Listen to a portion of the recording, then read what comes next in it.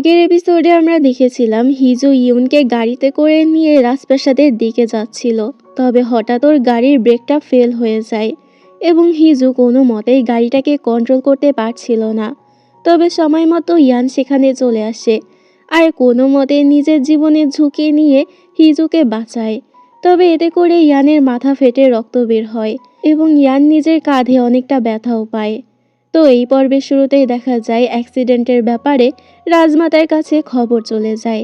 রাজমাতা এতে ভীষণ চিন্তায় পড়ে যায় এবং তাড়াতাড়ি হসপিটালে চলে আসে। হসপিটালে এসে সে তাড়াতাড়ি ইউনকে দেখতে যায়। তখন সেখানে ডংউ আসে।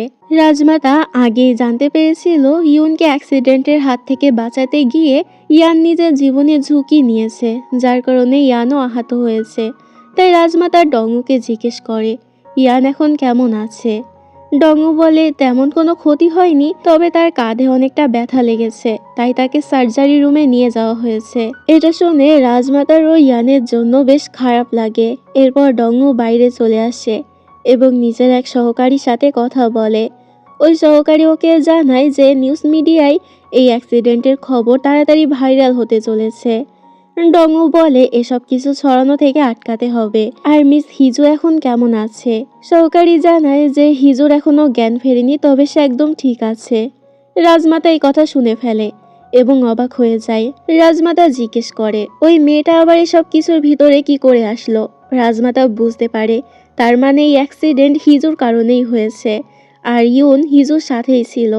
তাই সে রেগে তাড়াতাড়ি হিজুর কাছে যেতে যায়।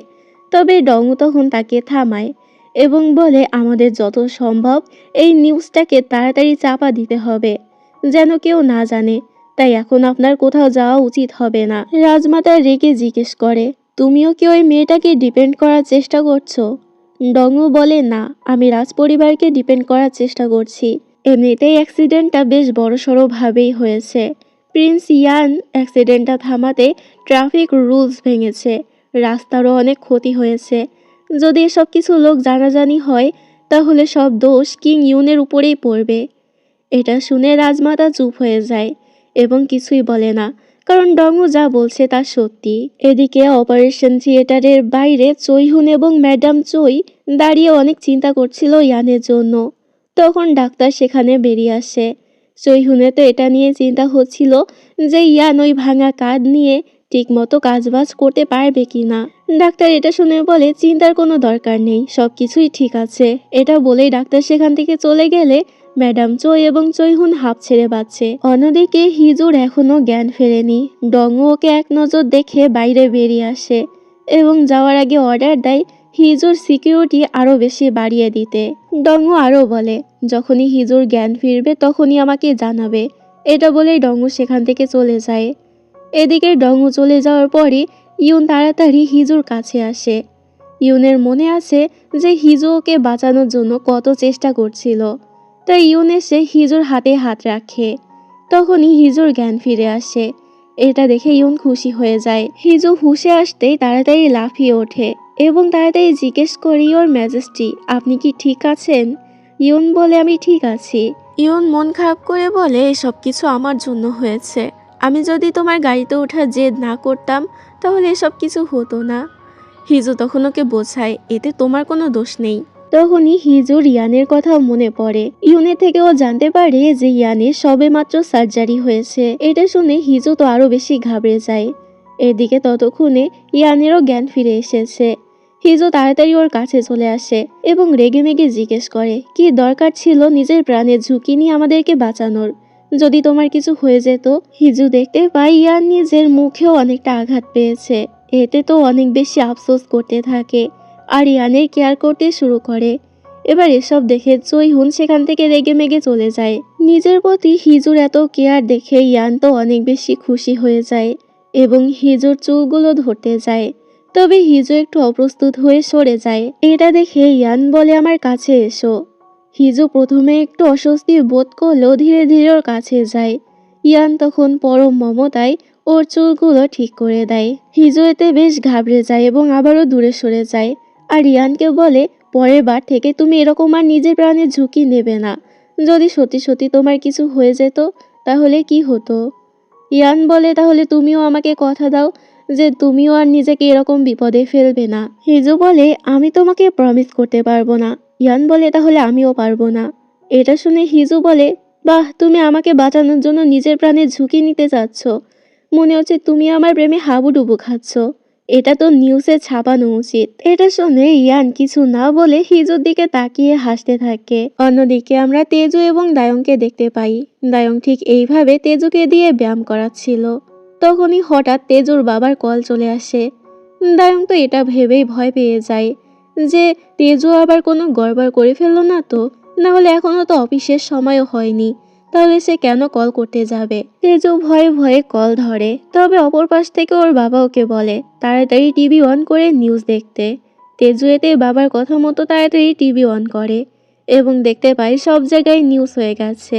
কাল রাতে হিজু ট্রাফিক রুলস ভেঙে ওভার স্পিডে গাড়ি চালিয়ে অ্যাক্সিডেন্ট করে হসপিটালে অ্যাডমিট আছে, যেটা দেখে তেজু তো অবাক হয়ে যায়। এদিকে হেজং হসপিটালে এসেছিল হিজুর সাথে দেখা করতে, তবে রয়্যাল গার্ডরা ওকে কিছুতেই ভিতরে ঢুকতে দিচ্ছিল না। সময় মতো সেখানে হিজু চলে আসে এবং হেজং ওর সাথেই ভিতরে ঢুকে যায়। তবে হেজং এর পরে দেখায় এই ইনসিডেন্টের জন্য ওদের কোম্পানিতে অনেক লস হয়েছে। হেজং বলে তোমার বাবা তাড়াতাড়ি তোমাকে দেখা করতে বলেছে। হিজু এতে অবাক হয়ে যায় এবং জিজ্ঞেস করে তারা কি জানে যে আমি আহত হয়েছি। হেজং বলে হ্যাঁ অবশ্যই জানে। হিজু এতে কষ্ট পায় যে ওরা একবারও ওকে দেখতে আসলো না, এমনকি ওর ভাইও আসলো না। হেজং রেগে জিজ্ঞেস করে সত্যি করে বলো তো তুমি কালকে ড্রিঙ্ক করে গাড়ি চালাচ্ছিলে? হিজু এতে বাধ্য হয়ে হেজংকে সত্যিটা বলে দেয়। সব সত্যি জানতে পেরে হেজং অনেক বেশি আপসেট হয়ে পড়ে আর বলে আমি তোমাকে আগেই বলেছিলাম যে সব রাজকুমারকে বিয়ে করার ঝামেলায় পড়ো না, আমার কথা তো শুনলে না তুমি। হিজু বলে চিন্তা কেন করছো, রাজকুমার ইয়ানি আমাকে বাঁচিয়েছে, তাই এসব কথা বাদ দাও এখন। ইয়ান যে ওকে বাঁচিয়েছে এটা শুনে হেজং তো অবাক হয়ে যায় আর বলে তোমরা দুজন একে অপরের প্রতি এত বেশি কনসার্ন কেন হচ্ছ বলো তো? তোমরা তো বিয়ে 3 বছর পরেই ডিভোর্স নিয়ে নেবে, তাহলে এমন ভাব কেন করছো যে তোমরা নিজেদেরকে প্রাণের চেয়েও বেশি ভালোবাসো? এই কথা আবার পেছন থেকে ডংও শুনে ফেলে, যেটাতে হিজু তো ভয় পেয়ে যায়। তো এরপর দেখা যায় হেজং বাইরে আসে, যেখানে চৈহুনারও একই বেঞ্চে বসে আর একটা ক্যান খায়। আর হেজং ক্যানটা একেবারে খেয়ে সেটা পা দিয়ে মুচড়ে ডাস্টবিনে ফেলে দেয়, যেটা দেখে চৈহুন তো অবাক হয় এবং নিজেও সেটা করতে চায়, তবে ওর দ্বারা আর হয় না। তো এদিকে ডংউ সব সত্যিটা জানতে পেরে অনেক বেশি রেগে যায় এবং হিজুকে বলে তুমি জানো তোমার এই প্ল্যানের জন্য কত বড় ক্ষতি হতে পারে? হিজু বলে আমি জানি, দেখো আমার কাছে সব কিছুই আছে, টাকা পয়সা আছে, গুণ আছে, রূপ আছে, কিন্তু যেটা নেই সেটা হলো স্ট্যাটাস। তাই আমি প্রিন্স ইয়ানকে বিয়ে করতে চাই, যাতে সমাজে আমারও সম্মান বাড়ে। আর রইল বাকি বিপদের কথা, যখন আমি প্রিন্স ইয়ানকে প্রপোজ করতে গিয়েছিলাম তার আগে থেকেই আমি জানতাম যে আমাকে অনেক বিপদের মুখোমুখি হতে হবে, তবে আমি এসব কিছু তোয়াক্কা করি না। এটা শুনে ডংও তো অবাক হয়ে যায় এবং বলে তুমি তাকে প্রপোজ করেছিলে? হিজু বলে হ্যাঁ, 3 বার রিজেক্টও হয়েছি। ডংও এবার কিছু একটা ভেবে শান্তভাবে হিজুর পাশে বসে আর বলে যদি তুমি সত্যি নিজের স্ট্যাটাস বাড়াতে প্রিন্স ইয়ানকে বিয়ে করতে চাও তাহলে তাকে বিয়ে করার দরকার নেই, কারণ এখন আমি তোমাকে বিয়ে করব আর এতে করেও তোমার স্ট্যাটাস বেড়ে যাবে। এটা শুনে হিজু তো শকড হয়ে যায় এবং কি বলবে বুঝতে পারে না। তো সিন এখানে কাট হলে পরের সিনে দেখা যায় হিজু হসপিটাল থেকে ডিসচার্জ পেয়েছে এবং ওর সাথে সাথে ইয়ানকে রিসিভ করতে যায়, তবে দেখতে পাই ইয়ান তো আগেই ডিসচার্জ নিয়ে চলে গেছে, যেটা দেখে হিজু অবাক হওয়ার সাথে সাথে একটু কষ্টও পায় যে ইয়ান ওকে রেখে চলে গেল। গাড়িতে যাওয়ার সময় ও ইয়ানকে বারবার কল করতে থাকে। অপরদিকে ইয়ান তখন নিজের প্যালেসে পৌঁছে গিয়েছিল, তখন ডংও ওর সাথে দেখা করতে আসছে। ইয়ান এটা দেখে কিছুই বলে না। এদিকে বারবার কল করার পরও ইয়ান কল রিসিভ না করায় হিজুর মন তো অনেক বেশি খারাপ হয়ে যায়। হেজং এসব দেখে বলে এত আপসেট হওয়ার কি আছে, তোমাদের মধ্যে কি একটু আগে কথা হয়নি? আমি তো প্রিন্স ইয়ানকে দেখলাম তোমার রুমের দিকে যেতে। হিজু বলে কখন দেখেছো? হেজং বলে ওই তো যখন তুমি মিনিস্টার ডংয়ের সাথে কথা বলছিলে। এটা শোনা মাত্রই হিজু তো বুঝে যায় যে তার মানে ডংও আর ওর কথা সব কিছু ইয়ান শুনে ফেলেছে। হিজু এতে তাড়াতাড়ি প্যালেসে পৌঁছে যায় তবে প্যালেসে পৌঁছেই জানতে পারে ইয়ান নাকি ওকে প্যালেস থেকে বের করে দিয়েছে। এটা শুনে হিজুর মাথা তো আরো বেশি খারাপ হয়ে যায়, সাথে হিজু অনেক বেশি রেগেও যায়। মেয়েরা হিজুকে এত রেগে যেতে দেখে বেশ ভয় পায়। হিজু রেগে মেগে চলে যেতে থাকলে তখনই সেখানে জংমুন চলে আসে এবং ওকে আটকায়। হিজু বলে, থাক, আর আটকাতে হবে না, এত অপমানের পরে আবার আমাকে আটকাতে এসেছো। জংমুন বলে, বিষয়টা আপনি যেমন ভাবছেন তেমন না, আসলে প্রিন্স ইয়ান নিজের টোকেনটা আপনার কাছ থেকে ফেরত চেয়েছে। এটা শুনেই হিজু তো পেস্টিজ পাঞ্চার হয়ে যায়। ও সাথে সাথেই সেই টোকেনটা ফেরত দিয়ে সেখান থেকে চলে যায়। এদিকে ইয়ান ভেতরে মন খারাপ করে বসেছিল এবং ভাবছিল যখন ও হসপিটালে হিজুর সাথে দেখা করতে গিয়েছিল তখন ডংউ আর হিজুর কথাও শুনে ফেলেছে। ইয়ান এটা ভেবেই বেশ মন খারাপ করে যে হিজু এখনও ওকে শুধুমাত্র স্ট্যাটাসের জন্যই বিয়ে করতে চায়। তাছাড়া ওর সাথে থাকলে হিজুর অনেক বিপদ হবে, তাই ইয়ান আর চায় না হিজুর সাথে জড়াতে। এদিকে হিজু একের পর এক কল দিয়েই যাচ্ছিল, ইয়ান সেগুলো রিসিভ করে না। তখন হিজু ওকে একটা মেসেজ করে, আমরা কি একসাথে একবার মুখোমুখি হয়ে কথা বলতে পারি? ইয়ান এতে কিছু একটা ভাবে। তো সিন পরের দিন সকালে চলে আসে, যেখানে হিজু রেডি সেডি হয়ে ইয়ানের সাথে কথা বলতে আসে। পথেই ওর সাথে রাজমাতার দেখা হয়, যে নিজেও ইয়ানের সাথে দেখা করতে এসেছিল। তবে রাজমাতা ওকে তেমন কিছু না বলে সেখান থেকে চলে যায়। এরপর হিজু ইয়ানের সাথে দেখা করতে যায় আর সরাসরি জিজ্ঞেস করে, তুমি কি রাজমাতার জন্য আমাকে প্রাসাদ থেকে বের করে দিয়েছো নাকি ডঙুর জন্য? তুমি কি আমার আর ডঙুর কথা শুনে ফেলেছিলে? ইয়ান জিজ্ঞেস করে, কিসের কথা? হিজু এতে বুঝতে পারে হয়তো ইয়ান ওগুলো শোনেনি, তাই তখনই ও কথা ঘুরিয়ে বলে, তুমি আগে এটা বলো যে তুমি কেন আমাকে বের করে দিলে। ইয়ান বলে, এসব কথা বাদ দাও, তুমি কি এটা জানো যে এই অ্যাক্সিডেন্টের পিছনে হয়তো কারোর হাত আছে? তোমার গাড়িতে কেউ ইচ্ছে করে ব্রেক ফেল করে দিয়েছিল। হিজু বলে, সেটা কে? ইয়ান বলে, এখনো বের হয়নি, তবে ইনভেস্টিগেশন চলছে, খুব তাড়াতাড়ি আমরা তাকে ধরে ফেলবো। আর তাছাড়া আমি এখন নিজের প্ল্যান পরিবর্তন করছি, আমি আর তোমাকে বিয়ে করতে চাই না। হিজু এটা শুনে অবাক হয়ে যায় এবং জিজ্ঞেস করে, কেন? আমি কি করেছি? তুমি কি ওই অ্যাক্সিডেন্টের জন্য আমাকে বিয়ে করতে চাইছো না? কিন্তু অ্যাক্সিডেন্টে আমি নিজেই তো ভিকটিম ছিলাম, নিশ্চয়ই এসব কিছু করার জন্য রাজমাতা তোমাকে জোর করছে, তাই না? ইয়ান বলে, না, আমি নিজের ইচ্ছা এসব করছি। তোমাকে মারার জন্য কেউ তোমার ব্রেক ফেল করে দিয়েছিল, আর আমি এমন কাউকে বিয়ে করতে পারি না যাকে বিয়ে করলে রাজপরিবারের মানুষদের বিপদ আরও বাড়বে, তাই আমি তোমাকে বিয়ে করতে পারবো না। এটা শুনে হিজু অনেক বেশি কষ্ট পায় আর কিছুই বলতে পারে না। তো এদিকে দেখা যায় তেজু এবং দায়ং এই সুযোগটার ফায়দা তোলে এবং বাবার কাছে এসে দেখায় যে হিজু কিভাবে ট্রাফিক রুলস ভেঙে ড্রাইভিং করছিল। তেজু বাবাকে উল্টাপাল্টা বোঝায় যে নিশ্চয়ই হিজু ড্রাগ নিয়েছিল, না হলে এভাবে পাগলের মতো কে ড্রাইভিং করে। এরপরও যদি হিজুই কোম্পানিতে সিইও হিসেবে থাকে তাহলে কোম্পানিতে অনেক বেশি লস হবে। এগুলো বলেই তেজু তো ওর বাবার ব্রেন ওয়াশ করছিল। তখনই সেখানে হিজু চলে আসে। এটা দেখে তেজু তাড়াতাড়ি চুপ হয়ে যায়। হিজু সেখানে বসে এবং বলে, তাড়াতাড়ি বলুন আমাকে কেন ডেকেছেন, আমি একটু বিজি আছি। হিজুর বাবা শান্তভাবে বলে, তুমি আগে এটা বলো যে তুমি কি করে নিজেকে নির্দোষ প্রমাণ করবে। আমি তোমার কাছ থেকে এক্সপ্লেনেশন চাই যে এসব কিছু কি করে হলো আর কেন হলো। হিজু এতে করে স্পষ্ট কোনো জবাব দিতে পারে না। হিজুর বাবা এতে আরো রেগে যায় এবং বলে, তুমি ওই প্রিন্স ইয়ানকে বিয়ে করতে গিয়েছিলে তাই না? দেখো এখন তার কাজও শেষ আর সে তোমাকে বেরও করে দিয়েছে। আমি জানতাম এমন কিছুই হবে। নিজের এমন খারাপ সময় ওর বাবা ওকে নিয়ে এভাবে ঠাট্টা করছে দেখে হিজু বেশ কষ্ট পায়। যখন প্রিন্স ইয়ানের সাথে আমার রিলেশনশিপ স্ক্যান্ডাল ভাইরাল হয়েছিল তখন আমাদের কোম্পানির স্টক কতটা বেড়ে গিয়েছিল। আর তাছাড়া আমার ভালো দিকটা আপনার নজরে কি করে আসবে? আমার খারাপ দিকটাই তো সবসময় আপনার নজরে আসবে, তাই না? এভাবে এক কথায় দু কথায় ওদের মধ্যে তর্ক শুরু হয়ে যায়। হিজু এক পর্যায়ে রেগে চিল্লিয়ে ওঠে এবং সেখান থেকে চলে যায়, যেটাতে হিজুর বাবাও রেগে যায়। এদিকে হেজং একটা গ্যারেজে এসেছিল যেখান থেকে হিজু নিজের গাড়িটা ঠিক করেছিল। মানে ওর গাড়িটা তো নষ্ট হয়েছিল, তাই হিজু এখান থেকে গাড়িটা ঠিক করে নিয়েছিল। হেজং এখানে মূলত ইনভেস্টিগেশনই করতে এসেছে। অন্যদিকে চৈহুন এটা কিছুতেই মেনে নিতে পারছে না যে ইয়ান এভাবে হিজুর সাথে এনগেজমেন্টটা ভেঙে দিল। ইয়ান রেগে বলে, ওর সাথে আমার এনগেজমেন্টই বা কবে হয়েছিল? চৈহুন বলে, তাতে কি হয়েছে, একটা সম্পর্ক তো ছিল, আর আপনি সেটা কিভাবে এভাবে ভেঙে দিতে পারেন? ইয়ান এতে কোনো উত্তর দিতে পারে না। জয়হুন ওকে সত্যিটা বলার জন্য বলে। ইয়ান এতে বলতে শুরু করে আর সিন ফ্ল্যাশব্যাকে চলে যায়, যেখানে ছোট ইয়ান ম্যাডাম জুয়ের সাথে একটা গাড়িতে ছিল এবং ওর সামনের গাড়িতে ছিল ওর মা।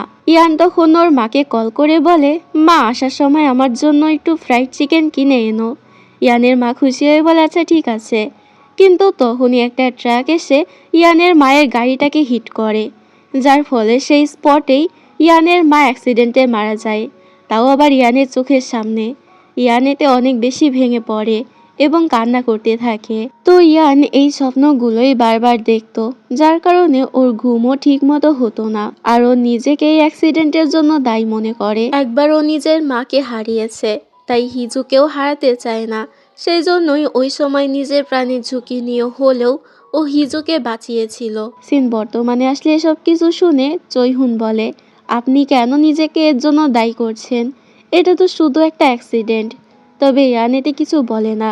ইয়ান ভাবতে থাকে, যখন ডংউ ওর সাথে দেখা করতে এসেছিল তখন ডংউ ওকে বলে, আমি নিজের সব ক্ষমতা ব্যবহার করে ইনভেস্টিগেশন চালিয়ে যাচ্ছি এবং আপনার আর কিং ইউনের যেন কোনো ক্ষতি না হয় সেই ব্যাপারেও খেয়াল রাখছি। ইয়ানের এখানে অনেক বেশি রাগ হচ্ছিল, তবে ইয়ান কোনো মতে নিজেকে কন্ট্রোল করে নেয়। ডংউ বলে, তবে আমি আরো একটা কথা বলতে চাই, আপনাদের জন্য তো রয়্যাল গার্ডরা আছে যারা আপনাদেরকে প্রোটেক্ট করবে, কিন্তু মিস হিজুর কি হবে? তাকে কে প্রোটেক্ট করবে? আমি আপনাকে বলছি যে হিজুকে এসব বিষয় থেকে দূরে রাখুন, তাহলেই হিজু ভালো থাকবে। ইয়ান এটা শুনে চুপ হয়ে যায়। এবার সিন আবারও বর্তমানে আসে। মূলত ইয়ান এই কারণেই হিজুকে কষ্ট দিয়েছে, যাতে হিজু থেকে নিজেকে দূরে রাখতে পারে। তবে শেষ সময়ে ও হিজুকে একটা গিফট দিতে চায়, তাই তখন ও জয়হুনকে বলে ওর জন্য একটা গিফটের আয়োজন করো। পরের দিন দেখা যায় রাজমাতা তার দাসীর সাথে কথা বলছিল। দাসী রাজমাতাকে বলে, আর কয়দিন পরেই রাজকীয় অভ্যন্তরীণ প্রাসাদের একটি অনুষ্ঠান হতে চলেছে। এটি অন্দরমহলের মহিলাদের আয়োজিত একটি অনুষ্ঠান, যা ঐতিহ্যগতভাবে জোসান ডাইনেস্টির যুগ থেকে অনুষ্ঠিত হয়ে আসছে। এটা বলেই দাসী তখন রাজমাতাকে গেস্টদের লিস্ট দেয়। রাজমাতা তখন নিজের অপছন্দ ব্যক্তিদেরকে লিস্ট থেকে বাদ দিতে থাকে। রাজমাতাও বলে, ইয়ান এবং হিজুর সেই স্ক্যান্ডালে যারা জড়িত ছিল তাদেরকে বাদ দিতে হবে এবং যারা নতুন নতুন বড়লোক হয়েছে তাদেরকেও বাদ দিতে হবে। আসলে এই অনুষ্ঠানে শুধুমাত্র নোবেল ফ্যামিলির লোকেদেরকেই আমন্ত্রণ জানানো হয়, যারা স্ট্যাটাসের দিক থেকেও বড় এবং টাকা পয়সার দিক থেকেও বড়। তো প্রতিবারই এমন করা হয়, যেটা দেখে ডংউকার বেশি কিছু বলে না। অন্যদিকে মিনিয়ং এই অনুষ্ঠানের সকল গেস্টদের লিস্ট হিজুকে দেখায়, যেখানে প্রত্যেকবারের মতোই হিজুকে আমন্ত্রণ জানানো হয়নি। এতে হিজুর মেজাজটা গরম হয়ে যায়, কারণ ওখানে অনেক বিজনেস ওম্যানকেই আমন্ত্রণ জানানো হয়েছিল, শুধুমাত্র ওকে বাদে। তবে তখনই সেখানে হেজং এবং জয়হুন আসে। জয়হুন আসলে ইয়ানের দেওয়া সেই গিফট নিয়ে এসেছিল, আর ওই গিফটের মধ্যে ছিল একটা ইনভিটেশন কার্ড, মানে ওই অনুষ্ঠানে ইনভিটেশন কার্ড, যেটা পেয়ে হিজু তো অনেক বেশি খুশি হয়ে যায় এবং সাথে করে ইয়ান একটা হ্যান্ডবুকও পাঠিয়েছিল, যেটা পরেও হিজুকে আসতে বলেছে।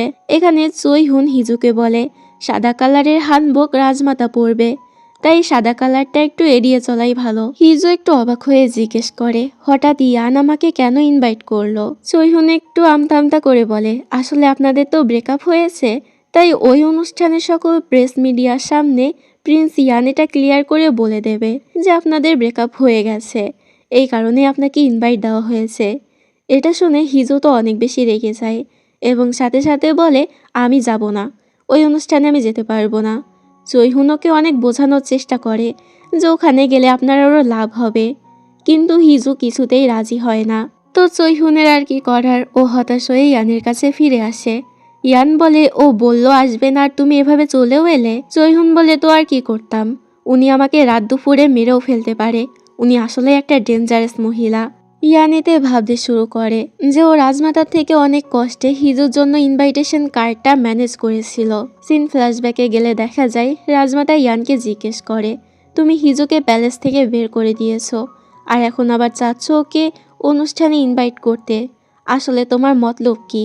ইয়ান বলে, আমি শুধু হিজুকে বাঁচাতে চাই, ওকে প্রোটেক্ট করতে চাই, আর তাছাড়া ওই অনুষ্ঠানেই আমি সবার সামনে ক্লিয়ার করতে চাই যে আমাদের ব্রেকআপ হয়েছে, এই কারণেই আমি ওকে ইনভাইট করতে চাচ্ছি। এটা শুনে রাজমাতা রাজি হয়ে যায়। তো সিন বর্তমানে আসলে দেখা যায় অফিসে বসেই হিজু এবং হেজং চিকেন অর্ডার করে মজা করে সেগুলো খাচ্ছে। তো খাওয়ার মধ্যেই হেজং বলে ওঠে, তোমাকে এত আপসেট কেন দেখাচ্ছে? তোমার প্রিন্স ইয়ানের সাথে ব্রেকআপ হয়েছে বলে তুমি কি সত্যিই ছ্যাঁকা খেয়েছো? হিজু এটা শুনে রেগে যায় আর বলে, তুমি আর সময় পেলে না এসব কথা বলার? আমার খাওয়ার সময় তোমাকে এগুলো বলতে হবে? পরক্ষণেই হিজু বলে, বাবা ঠিকই বলেছিল, একজন বিজনেস ওম্যান হিসেবে আমার ইয়ানের মতো একজন স্ট্রেঞ্জারকে একদমই বিশ্বাস করা উচিত ছিল না। তো এরপর দেখা যায় হেজং ওকে অনেকভাবে মানানোর চেষ্টা করে যাতে ও ইনভাইটেশন অ্যাকসেপ্ট করে, কিন্তু হিজু রেগে উল্টো ওর উপরেই চিৎকার করে। এমনকি ইয়ান ওকে কল করলেও হিজু রেগে উল্টো ওর উপরেই চিৎকার করে। তো হতাশ হয়ে হেজং জয়হুনকে কল করে জানায় যে হিজু কিছুতেই রাজি হচ্ছে না। জয়হুন আবার এটা ইয়ানকে বলে। এবার ইয়ান এতে রেগে যায়। জয়হুন বলে, এখন রেগে কি হবে? আপনি নিজেই তো আপনাদের সম্পর্কটা ভেঙে দিয়েছেন, তাহলে এখন রাগ করে লাভ আছে? ইয়ান এতে চুপ হয়ে যায়। পরের দিনে আমরা হেজংকে দেখতে পাই যে পুলিশ স্টেশনের সামনে দাঁড়িয়ে হিজুর সাথে কলে কথা বলছিল। হেজং সেই কার রিপেয়ার শপ থেকে সেই ব্যক্তির ছবি তো পেয়েছে যে কিনা হিজুর গাড়ির ব্রেক ফেল করেছিল। তবে সমস্যা হলো সেই ব্যক্তির বিরুদ্ধে আগে কোনো ক্রিমিনাল রেকর্ড নেই। হিজু বলে, ওই কার রিপেয়ার শপের পাশেই একটা কনভেনিয়েন্স স্টোর আছে, ওখানকার সিসিটিভি ভালো করে চেক করো, কিছু না কিছু তো পাওয়াই যাবে। তো তখনই হিজুর কাছে ইয়ানের মেসেজ আসে। ইয়ান ওকে দেখা করার জন্য বলে কাল। তো কথা মতো হিজু কালই ইয়ানের সাথে দেখা করতে চলে আসে। ইয়ান শান্তভাবে জিজ্ঞেস করে, তুমি অনুষ্ঠানে কেন আসতে চাইছো না? তুমি কি ভয় পাচ্ছ? চিন্তা করো না, আমি তোমাকে প্রোটেক্ট করব। হিজু জিজ্ঞেস করে, কেন?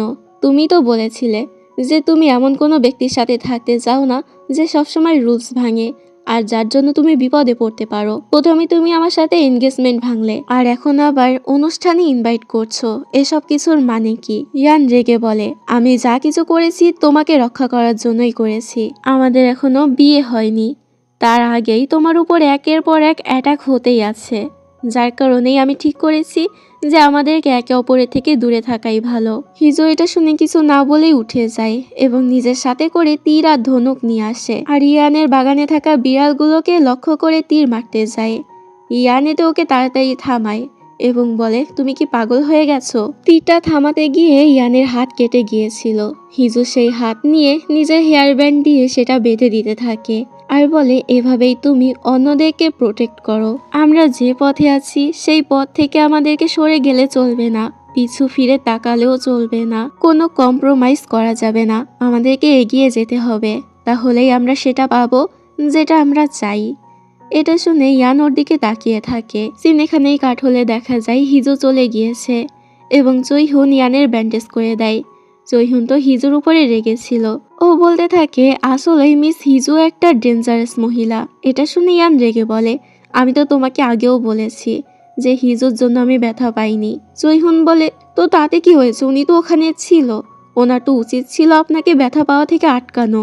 ইয়ান মনে মনে ভাবে, হিজু যখন তীরটা মারতে গিয়েছিল তখনও আগেই তীরটা সরিয়ে নিয়েছিল, এর মানে বিড়ালদেরকে আঘাত করার কোনো উদ্দেশ্যই হিজুর ছিল না। এটা ভেবে ইয়ান খুশি হয়। অপরদিকে হিজুর টিম সেই কনভেনিয়েন্স স্টোরের সিসিটিভি ফুটেজটা চেক করছিল। ফাইনালি ওরা সেই ছবির সাথে মিলিয়ে একটি লোককে দেখতে পায় যে তখন ক্যাস্টেল কার্ড দিয়ে সেই স্টোরে পে করে, যেটা দেখে ওরা তো খুশি হয়ে যায়। এই ক্যাস্টেল কার্ডের মাধ্যমেই ওরা ওই ব্যক্তিকে খুঁজে বের করতে পারবে। তবে পরক্ষণেই ওদের মনে পড়ে যে এই ক্যাস্টেল কার্ডের মালিক তো সিনিয়র ডিরেক্টর, মানে এই ক্যাস্টেল কার্ড ছিল হিজুর কোম্পানিরই, তাহলে এটা ওই লোকের কাছে কি করে গেল? তো যাই হোক, এরপরের সিনে দেখা যায় হিজু বাড়িতে আসে, যেখানে হিজুকে চিন্তিত দেখে তেজু ওকে বারবার জিজ্ঞেস করতে থাকে, কি হয়েছে তোমার? আমাকে বলো, আমি তো তোমার ভাই, আমি তোমাকে সাহায্য করব। এতে হিজু ওকে জানায় যে লোকটা ওর গাড়ির ব্রেক ফেল করেছে সে ওকে মেরে ফেলতে চেয়েছিল। এটা শুনে তো দায়ং অবাক হয়ে যায়। হিজু ওদেরকে সেই সিসিটিভি ফুটেজও দেখায়। তেজু এতে সেটা জুম করে দেখতে শুরু করে। তো এদিকে ডংউ একটা রূপটাপে মন খারাপ করে দাঁড়িয়েছিল। ও তখন ভাবতে থাকে, যখন ও হিজুকে বিয়ের জন্য প্রপোজ করেছিল তখন হিজু ওকে মানা করে দেয়, কারণ হিজু এসব কিছুর মধ্যে ডংউকে জড়াতে চায় না। তো এর জন্যই ডংউর মন খারাপ। এদিকে ইয়ানেরও বারবার হিজুর সাথে কাটানো কথাগুলোই মনে পড়ছিল এবং ওর মনটাও বেশ খারাপ ছিল। ম্যাডাম চই এটা বুঝতে পারে। ম্যাডাম চই বলে, হিজু মেয়েটা ভালো, আমার মনে হয় আপনার মন যা চাইছে আপনার তাই করা উচিত, কারণ আমার কাছে সব থেকে আগে আপনি। এটা বলেই ম্যাডাম চই চলে গেলে ইয়ান সাথে সাথে হিজুকে কল করে এবং বলে, ইনভিটেশন যেহেতু আমি পাঠিয়েছি তাই তুমি আর সেটাতে না বলতে পারবে না, তোমাকে আসতে হবে। হিজু কিছুক্ষণ চুপ থাকে, তারপর সরি বলে আর বলে, আমার তোমাকে বা তোমার বিড়ালদেরকে আঘাত করার কোনো উদ্দেশ্য ছিল না। ইয়ানো তখন হিজুকে সরি বলে নিজের দেওয়া কথা না রাখতে পারার জন্য। হিজু এতে কিছু বলে না। পরের দিন চুইহুন হিজুর সাথে দেখা করতে আসে হিজুকে প্যালেসের সমস্ত রুল বুঝিয়ে দেওয়ার জন্য, যাতে এই অনুষ্ঠানে হিজু কোনো গড়বড় না করে। চুইহুন একটু ভয়ে ভয়ে বলে, অনুষ্ঠানে আপনার থেকে যারা র্যাঙ্কে বড় আসবে তাদের পাশ দিয়ে বা তাদের সামনে দিয়ে আপনি যেতে পারবেন না, এটাই হলো রুলস, আপনাকে তাদের পিছনে পিছনে যেতে হবে। এটা শুনে হিজু এই লোকে ওর দিকে তাকায় এবং চুইহুন তো ভয়ে কাঁপতে থাকে, তবে পরক্ষণেই হিজু হেসে দেয়। আসলে হিজু নিজের রাগটাকে এভাবেই কন্ট্রোল করার চেষ্টা করছে। তো যাই হোক, এভাবে চুইহুন ওকে বাকি নিয়মগুলো বুঝিয়ে দেয় এবং রাতের বেলা হিজুর কাছে ইয়ানের কল আসে। ইয়ান তাড়াতাড়ি ওকে বাইরে আসতে বলে, এতে হিজু বাইরে চলে আসে এবং ইয়ানকে সেখানে দেখতে পায়। আসলে ইয়ান এই রাতে ওর সাথে দেখা করতে এসেছে। ইয়ান বলে, এটাই শেষবার যে আমি তোমার সাথে লুকিয়ে লুকিয়ে দেখা করতে এলাম, আর কখনোই আসবো না।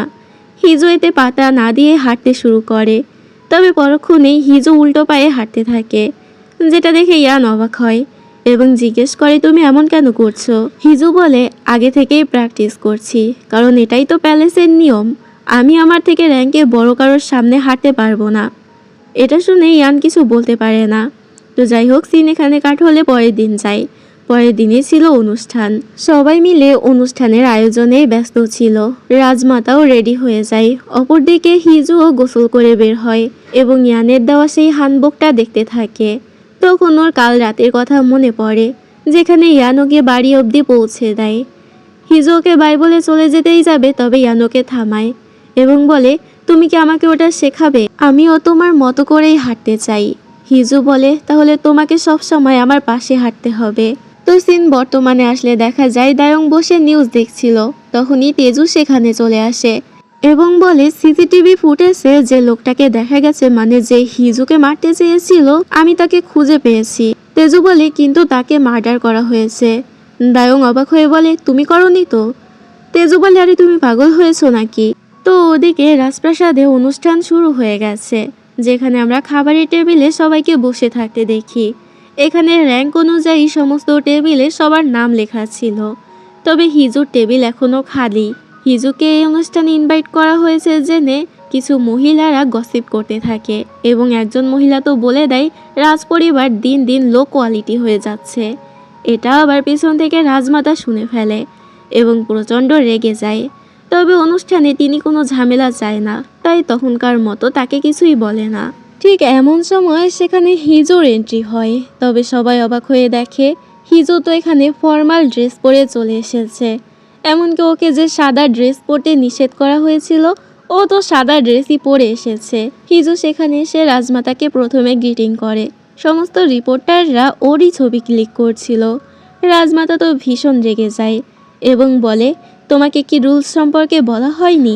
হিজু বলে, বলা হয়েছে, তবে আমার কাছে রুলসগুলো অতটাও গুরুত্বপূর্ণ মনে হয়নি। কেন, আপনার কি আমার আউটফিট পছন্দ হয়নি? রাজমাতা হেসে বলে, হ্যাঁ হয়েছে, তবে মনে মনে সে অনেক বেশি রেগেছিল। যাই হোক, এরপর খাওয়া দাওয়া শেষে সমস্ত মহিলারা মিলে বাগানে ঘুরতে যায়।